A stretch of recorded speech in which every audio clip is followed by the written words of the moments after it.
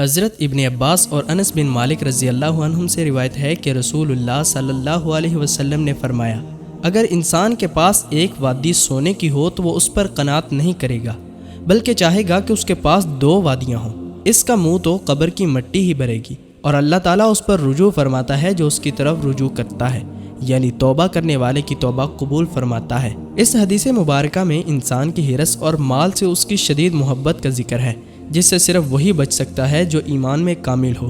دنیا کی رنگینیاں نہایت پرفریب ہیں اور انسان کی تمنائیں زندگی کی حدود سے تجاوز کر جاتی ہیں۔ انسان کے پاس مال و زر کتنا بھی زیادہ ہو، اس کی حرص بڑھتی ہی چلی جاتی ہے، اور طلب کثرت کی یہ بیماری انسان کو حیات جاویدانی سے غافل کر دیتی ہے۔ اللہ رب العزت کی توفیق شامل حال نہ ہو تو انسان اس فتنے سے محفوظ نہیں ہو سکتا۔ جب دنیا کی ہوس شدید ہو جائے تو انسان غیر دانستہ طور پر بھی اللہ کی نافرمانی کر بیٹھتا ہے۔ اس لیے اللہ کی طرف رجوع اور توبہ کی ہر وقت ضرورت رہتی ہے۔